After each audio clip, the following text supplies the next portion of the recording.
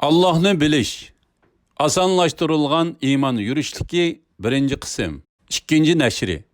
Abduri Muhammad al-Jibali. İkinci bab. Birinci rukun, yani türk. Allah'a iman etish iymonimizning eng muhim qismidir. Biz onu imanning birinchi rukni, yani türki deb ataymiz. Başka rukunlarning hammasi mushu rukunga ergishib keladi. Shundaqla bu rukun bo'lmagan taqdirda başka rukunlarning hech qanday foydasi bo'lmaydi. Sap fitrat, yani tug'ma tabiat.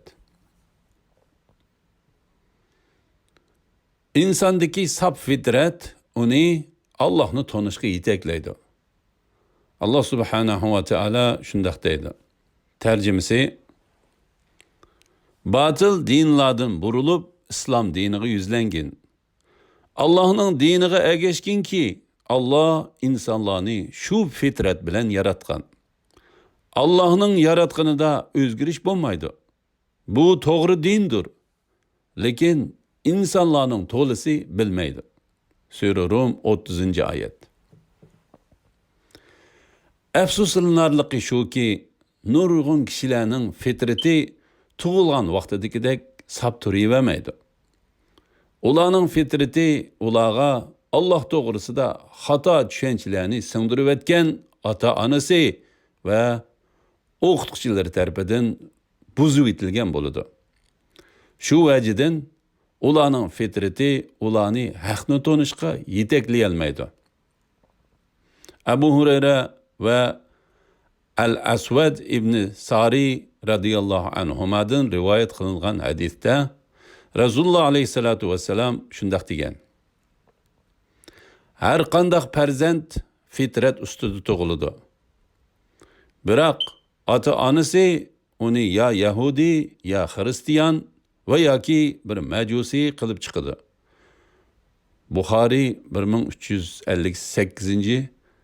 Muslim 2658. numaralı hadisler. Allah'ın tanıştaki muhim kurallar.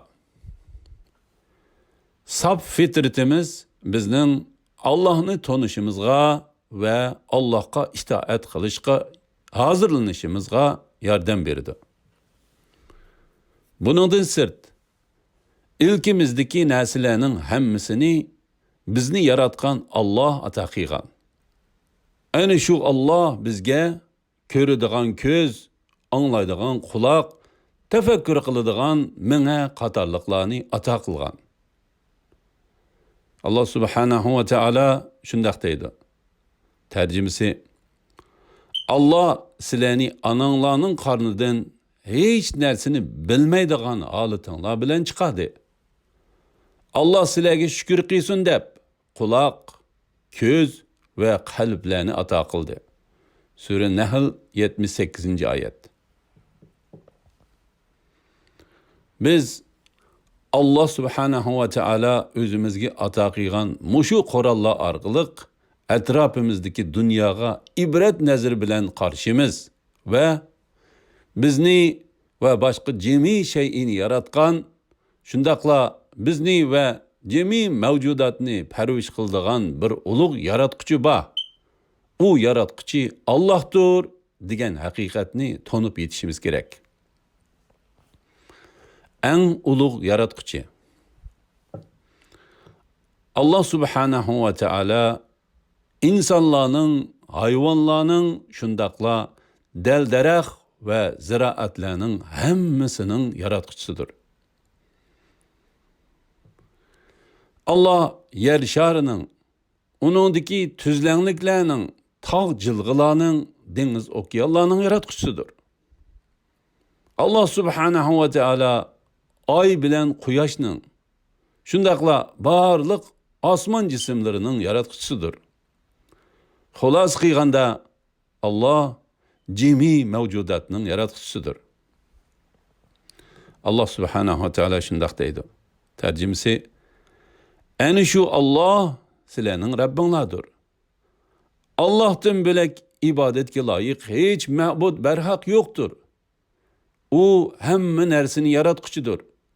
Uningga ibodat qilinglar. U her narsaga homidir. Sura An'am 102-oyat. Allohning bizning va jami mavjudotning yaratquchisi ekanligini bilish favqulodda muhim bo'lib, har kim buni cho'qim bilish kerak. Allah subhanahu va taologa iymon etish 3 jihatni o'z ichiga oladi. Biz Sura An'amning yuqoridagi oyatidan Allah subhanahu va taoloning bizning yaratquchimiz va Rabbimiz ekanligini o'rgandik. Biz cho'qim uningga ibodat qilishimiz kerak. Chunki u birdan bir yagona haq ilohdir. Biz yana uning bizni va barliq maxluqotni parvish qilib, idora qilib turadiganligidan, uning cheksiz kuch-qudrat va ilmga sahib ekanligini bilib oldik. Shu vajidan Allah subhanahu va taologa iymon etish tuvandagidek 3 muhim nuqtadan derak berdi. Birinchi, Allah subhanahu va taolo barcha shay'ining yaratquchisi va Rabbidir. U birdan bir haq ilohdir. Ikkinchi, Allah subhanahu va taolo eng yaxshi va eng ulug' sifatlarga egidir. Uning katta sifatlarining nurg'uni u yaratgan narsalarning kattaligi va go'zalligidan ma'lumdir. Uchinchi, Allah subhanahu va taolodan boshqa hech kim bizning tamoman yaxshi ko'rishimizga va itoat qilishimizga loyiq emas. Biz onunğa eng yaxshi shaklda itoat qilishga va qulchilik qilishga muhtojmiz. Biz Allah subhanahu va taologa u o'zi buyurgandek ibodat qilishimiz lozim. U bizning birdan bir haqiqiy ilohimizdir. Mushu xil iymon tushunchasiga ega bo'lmagan inson tamoman ziyon tortgan va ozg'in bo'ladi. U go'yo guldur mamliq yomg'irda qilib, qayerga berishini bilmay, har tarafga tiprab yurgan urkigak toshqonga o'xshaydi.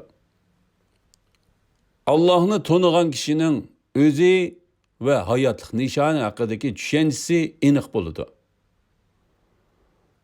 U mazmut qadam bilan to'g'ri nishonga qarab ilgirlaydi. U o'zining nima ish qilishi va ularni qanday qilishi kerakligini bilganligi uchun baxtli yashaydi.